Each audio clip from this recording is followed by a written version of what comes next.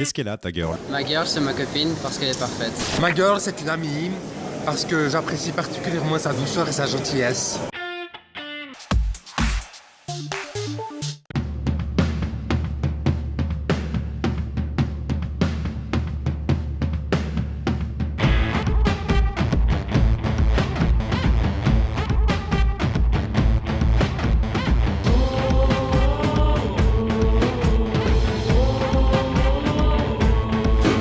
Mesdames et messieurs, n'ayez crainte, ceci n'est qu'une émission de télévision avec une meuf dedans. Votre livre, il m'a servi à rien. Bonsoir d'abord. Bonsoir. Qu'est-ce que ça veut dire? Vous n'êtes pas d'accord ou... Qu'on soit un homme ou une femme, moi je trouve qu'il existe beaucoup de différences de vocabulaire en fait. Bah oui, Mais vous c'est êtes toutes assez les bien mêmes de toute trouvé, façon. quand même. À quoi est-ce qu'elle peut bien m'être utile? C'est de cela que nous allons parler. Je retrouverai la normalité. Utiliser à la fois de cela et dont est une faute de syntaxe par redondance. Donc c'est là-dessus que je serais pas tout à fait d'accord avec vous. En venir aux mots pour ne pas en venir aux mains. Enfin une belle phrase. Merci madame la langouste. La linguiste. Mesdames et messieurs, j'appelle Stéphanie Pahu.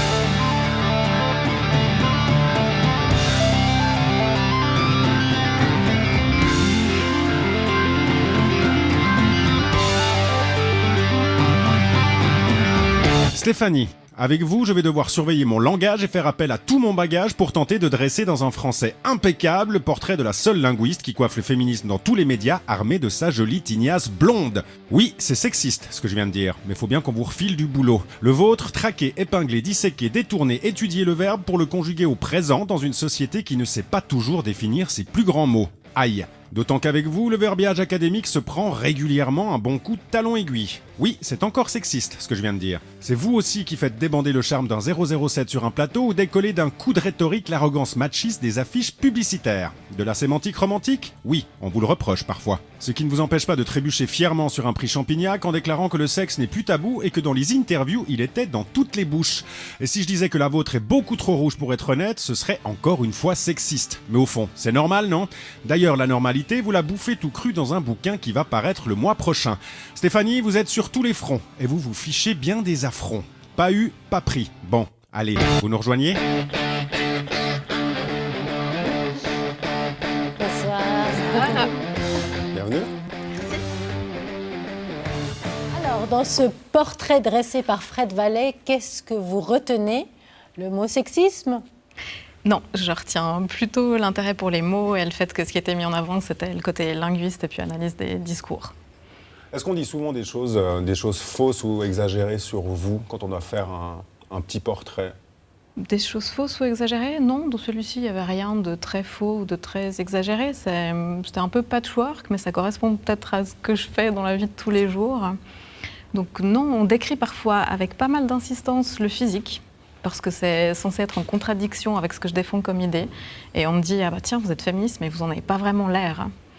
Alors on en parlera après, mais en tout cas, ce que je sais, c'est que vous êtes une très bonne élève parce que vous avez regardé les talks précédents et vous avez même eu très très peur de la première rubrique droit dans le mur. On va fouiller un petit peu dans vos murs de réseaux sociaux. Alors nous, exprès, on allait très très loin. Attention, ça va faire mal, droit dans le mur. Je me réjouis.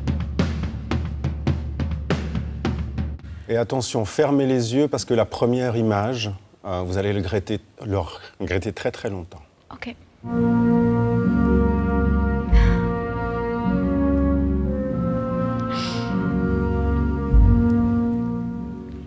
Alors vous avez eu tellement peur que la dernière image que vous avez postée sur Facebook, c'est un carré blanc. Pourquoi vous avez autant peur qu'on vienne fouiller dans votre mur Facebook? Non, j'ai pas peur. J'ai peur de rien. Il n'y a rien qui était publié que je pourrais vraiment regretter.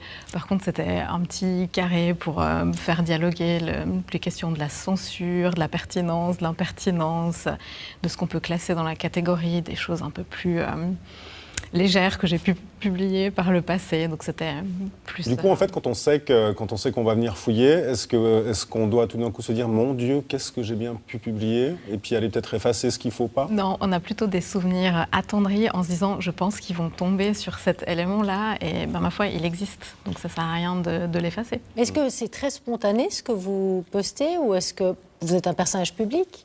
Donc, il y a quand même des gens qui vous suivent, qui ne vous connaissent pas forcément.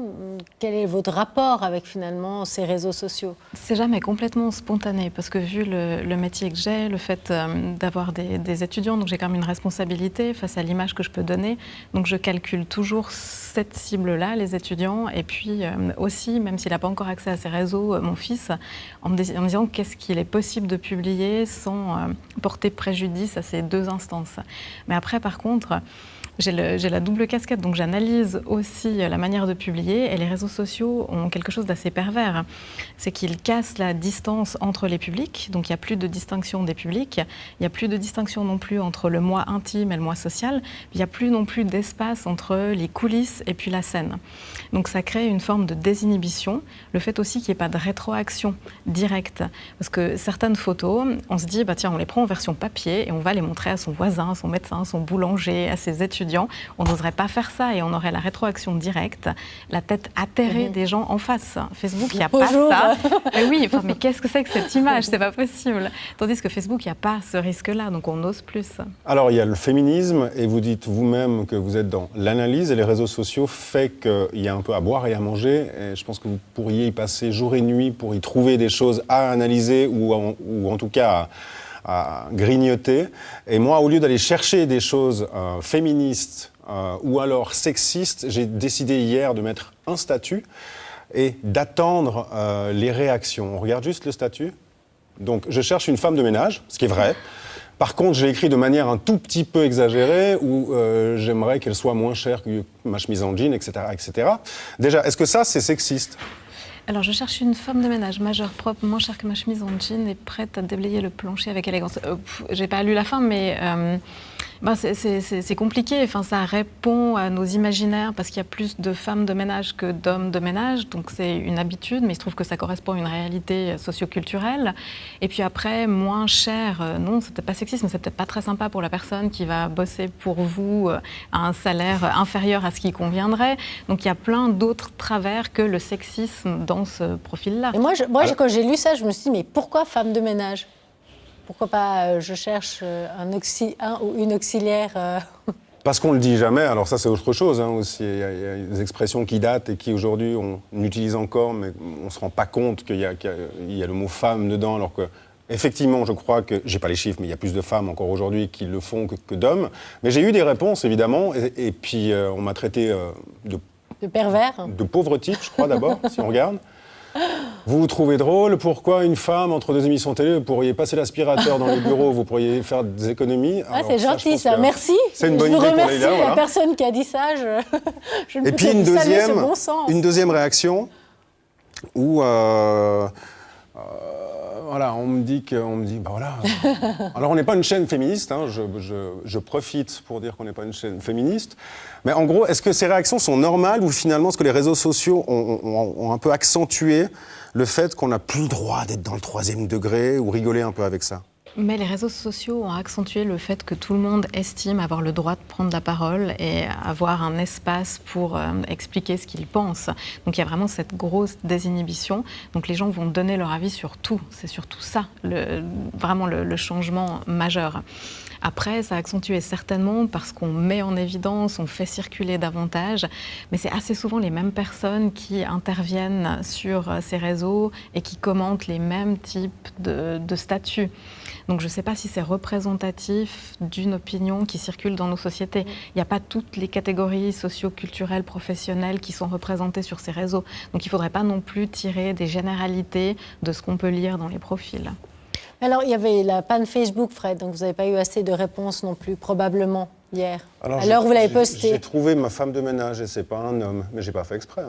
Bon, alors, c'est bien. Alors, votre avis, vous le donnez aussi, votre analyse, et puis là, on va rentrer dans le cœur du blabla avec un bouquin que vous allez sortir. J'ai dansé sur ces airs d'anormalité jusqu'à ce que s'ajoute à mes rôles de fille unique, d'amie, d'amoureuse, de linguiste et d'enseignante, celui de mère. Pendant quelques mois, j'ai été si remplie par toutes les préoccupations au centre desquelles se trouvait mon fils que j'ai cru mes tiraillements disparus. Je ne me suis plus demandé si j'étais comme il faut et comme les autres.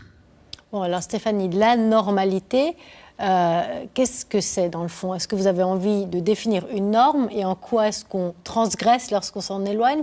Quel est le but et le propos de ce livre? C'est parti d'une interrogation toute personnelle qui remonte vraiment à mon enfance. J'avais jamais l'impression de rentrer dans une catégorie, j'étais jamais à l'aise nulle part. Puis je pense que j'avais une névrose d'hyper-correspondance à tous les rôles qui étaient autour de moi. J'avais l'impression que pour avoir une forme de reconnaissance ou pour être aimée, il fallait que je corresponde à un rôle et à un autre et à un autre et à un autre. Mais en même temps, j'étais jamais bien dans aucun. J'ai aussi répété jusqu'à plus de 20 ans que j'aurais préféré être un mec plutôt qu'une fille, parce que tout ce qui m'intéressait était du côté du masculin, donc c'est des stéréotypes, mais je fonctionnais avec ces stéréotypes.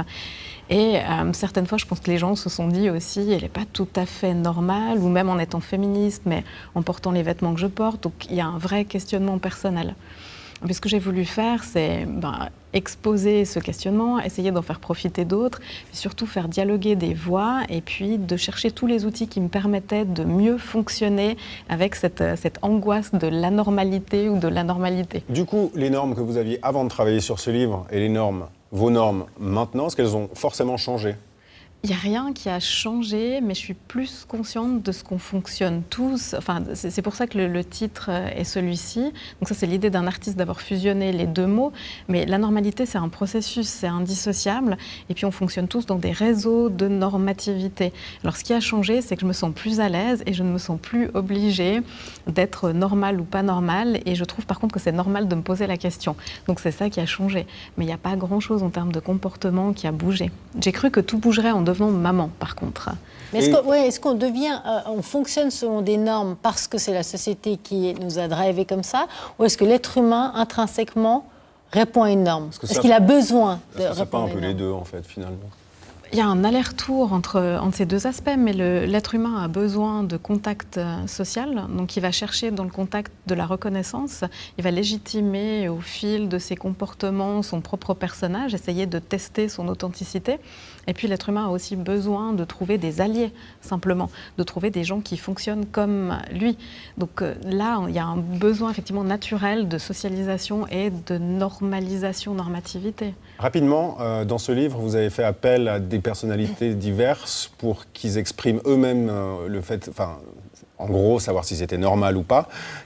Quelle réaction vous avez eue quand vous avez demandé ça, en fait? Est-ce que vous voulez bien me dire si vous êtes normal ou pas? C'est quoi les réactions? J'ai pas triché, j'ai pris que des gens qui étaient autour de moi, que j'avais vraiment rencontrés ou dont j'avais lu les livres ou les articles ou les recherches. Et tout le monde m'a dit la même chose. Pourquoi vous trouvez que je suis pas normale? Donc il y a eu une suspicion et les gens se sont sentis élus parce qu'ils sortaient des normes. Et alors il y a Fonkinos qui dit, je crois qu'on l'a vu passer, qui dit celui qui ose se trouver normal, en gros c'est un psychopathe en puissance. Ça veut dire qu'on n'a pas le droit de se trouver normal tellement il n'y a pas de normes ou tellement il y a une intro, c'est ça? Oui, il y a aussi Frédéric Ocrosio qui dit que c'est complètement absurde de poser cette question et qu'à une question absurde on ne répond rien. Donc il a rendu une page blanche. Donc on voit bien que tout le monde est dans ce questionnement, mais un peu fatalement, parce qu'on ne peut pas fonctionner sans les normes. Il y en a partout, mais dans l'économie, la politique, dans les écoles, dans les relations de couple. Donc on ne peut pas sortir de ce questionnement, mais c'est absurde de vouloir se catégoriser et de vouloir adopter une étiquette normale ou pas normale une fois pour toutes. Alors, vous n'avez pas pris Quentin Mouron dans votre livre, mais moi je le considère hors norme.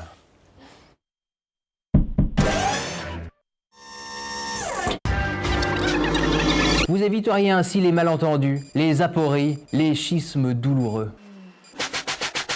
Chères féministes, parmi les scandales poubelles de l'été, parmi les chats écrasés et les chiens enterrés, une guerre de chapelle estivale porte votre nom. Elle a été déclenchée par un billet d'humeur signé Lou Doyon et qui tensait les stars américaines jugées trop légèrement vêtues.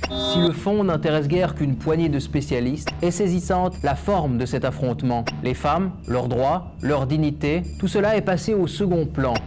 Le réel dans son ensemble a été congédié. On ne s'est écharpé que pour la gloire d'un mot, d'une abstraction, d'une idée, le féminisme en soi. Ce genre de débat, périodiquement, fleurit chez les socialistes ou chez les libéraux. Le vrai socialiste est-il le marxiste léninifiant ou au contraire son pendant moderne, sociodémocrate? Le vrai libéral est-il disciple de Friedman, de Keynes, de Rawls? Qui est le plus pur? Qui est le plus originel? Qui est le plus essentiel? Ces querelles naissent au sein de toutes les chapelles suffisamment vastes pour accueillir la thèse, l'antithèse, la tautologie et la contradiction. Le féminisme, en expansion, n'y échappe pas. Seulement, la répétition d'un même schéma, d'une même forme, devrait inciter à davantage de prudence, à se mettre d'accord sur les termes, comme le préconisait Socrate. Pourquoi ne pas en forger de nouveaux? Vous éviteriez ainsi les malentendus, les apories, les schismes douloureux.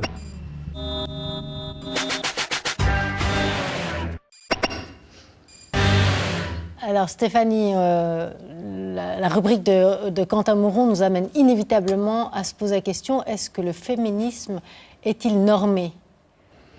Oui, évidemment, mais déjà le fait de dire le féminisme, c'est de fonctionner avec une norme et d'opposer ce qui est féministe et ce qui ne l'est pas, alors que le féminisme n'existe pas. Il existe une diversité infinie de courants féministes. Les féministes ne sont pas souvent d'accord entre elles, contrairement à ce qu'on peut imaginer. Donc oui, le féminisme non seulement répond à des normes, s'oppose à d'autres, mais en plus en reproduit ou en construit de nouvelles. Alors en même temps, on va me contredire, je pense, mais alors il est à la mode, hein, je veux dire, tout le monde en parle. Les réseaux sociaux aident aussi. Ça veut dire que tout est épinglé jusqu'à la moindre petite affiche de film où ça prend des proportions gigantesques, des fois aussi à raison. Mais est-ce que tout ça, le fait qu'on en parle, vous êtes invité régulièrement pour en parler sur les plateaux, est-ce qu'on n'a pas l'impression comme ça que faussement il est en pleine expansion, le sexisme donc, alors que finalement j'ai l'impression que ça va de mieux en mieux? Mais parfois, on amalgame des choses. Et je rejoins Quentin Mouron. Alors, je ne peux pas le suivre dans l'idée qu'il faudrait inventer un nouveau terme. Enfin, oui, j'adorerais, mais alors s'il a une idée géniale, je suis preneuse. Mais par contre, je le suis dans les confusions ou les amalgames. Par exemple, il y a l'affaire Lou Do-Young qui était évoquée. Là, je pense qu'on a confondu certaines choses. On parlait plutôt d'hypersexualisation, de représentation du corps. Et pour moi, ce n'était pas la peine de convoquer le féminisme dans ce débat-là. On pouvait convoquer la représentation des corps, des débats autour de la sexualité. Donc pour moi, le féminisme est vraiment devenu l'étiquette fourre-tout. Et on dessert la cause aussi en faisant ça de ce terme. Stéphanie ? Oui. Ouais, enfin, vous voulez passer à quelque chose d'autre? Le seul, là, je vous propose qu'on freine un petit peu. Apporter du végétal dans la structure minérale au Rolex Learning Center. Fake Dream, une installation photographique de Virginie Hott. Allez hop, c'est parti.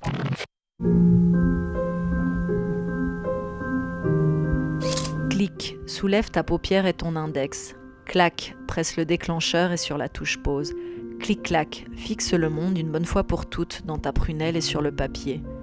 Comment voir, mais surtout comment donner à voir, comment s'inventer une mémoire, comment déconstruire les outils de perception visuelle. Autant de questions soulevées, creusées et malaxées par la photographe lausannoise Virginie Hott qui investit ces jours une partie du Rolex Learning Center avec l'installation Fake Dream.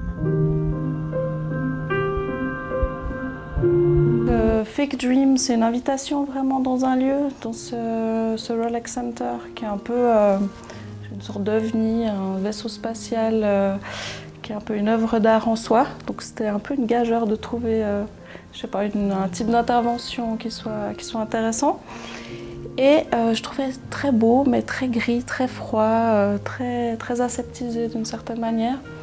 Et j'avais envie de mettre un peu de grotte, de quelque chose qui sointe un peu, quelque chose d'humide, quelque chose d'un peu, un petit bout de nature dans cet espace tellement rigide d'une certaine manière.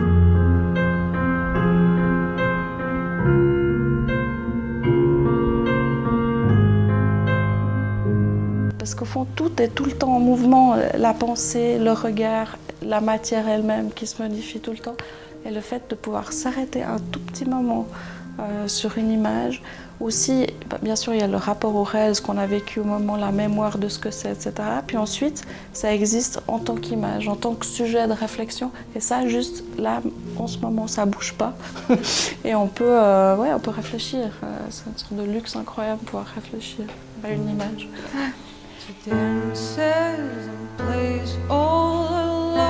Trouver son langage dans l'image fixe et laisser celle qui bouge au père, Jean Hott, pionnier de l'art vidéo.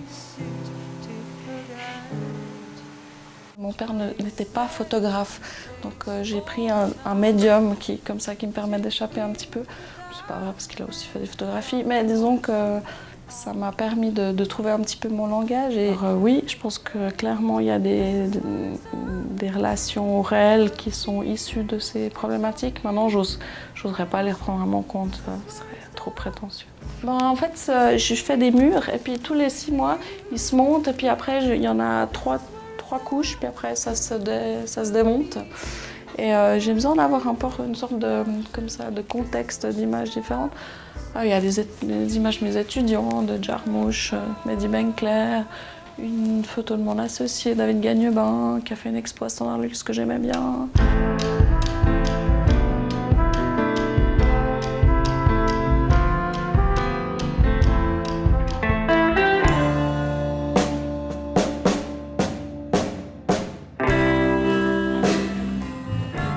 L'arrière-grand-père Aloïs Hott qui sculptait des nanas. J'aime bien.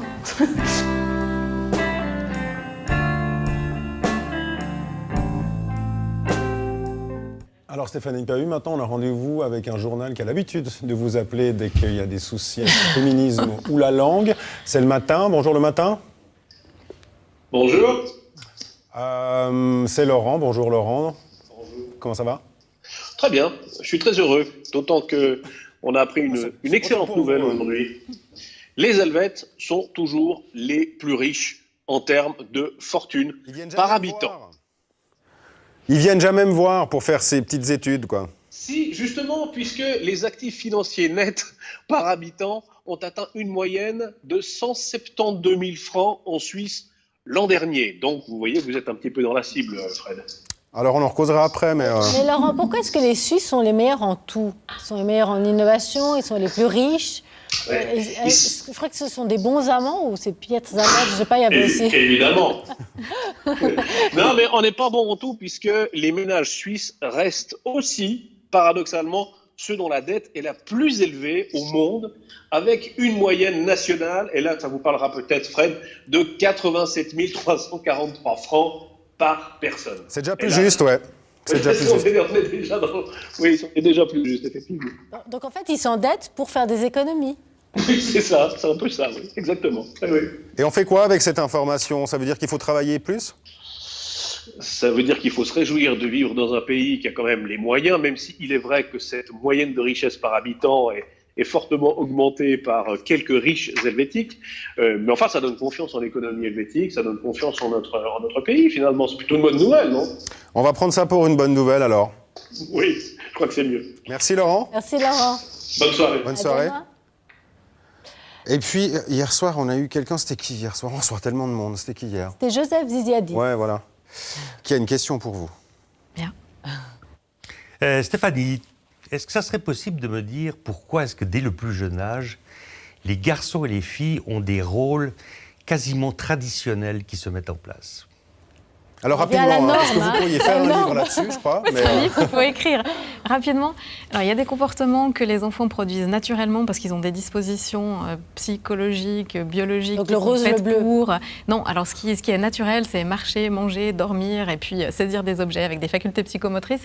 Et il y en a d'autres qu'ils ne produisent pas naturellement, mais par imitation et par opportunisme, parce que les objets sont dans leur périmètre. Donc choisir des objets qui sont destinés à leur sexe, c'est plutôt imitation et opportunisme.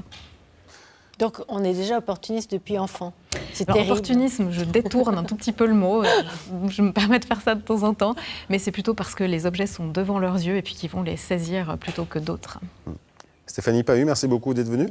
Au revoir. Merci. Donc, la sortie de votre livre, fin octobre. Fin octobre. Fin octobre, oui, parce qu'on devait le recevoir plus tôt. Hein. C'est quoi cette histoire? L'éditeur, il faut nous pousser un petit peu là. J'ai choisi des publicités tellement sexistes qu'elles ont de la peine à rentrer dans la mise en page. Voilà, bon. La censure frappe. Il y a peut-être une forme de censure aussi. Et juste avant de repartir, je vous laisse retourner au siège portrait pour poser une question à notre invité de demain. C'est le chanteur pour enfants Gaëtan. Encore une fois, merci beaucoup. Merci. Bonne suite. Merci. Au revoir, Leïla. Au revoir, Fred. À demain, très cher. Leïla. À bientôt, oui, à demain.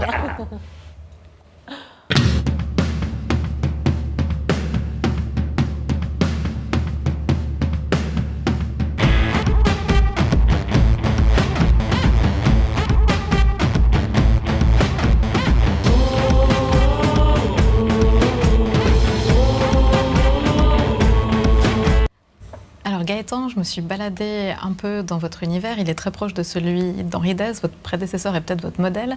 Alors, est-ce que c'est parce que Henri Dès s'est mêlé de notre hymne national que vous aussi, vous avez envie de vous rapprocher de la politique et que vous chantez dans votre dernier album un slogan tonitruant, on est tous des zingouingouins?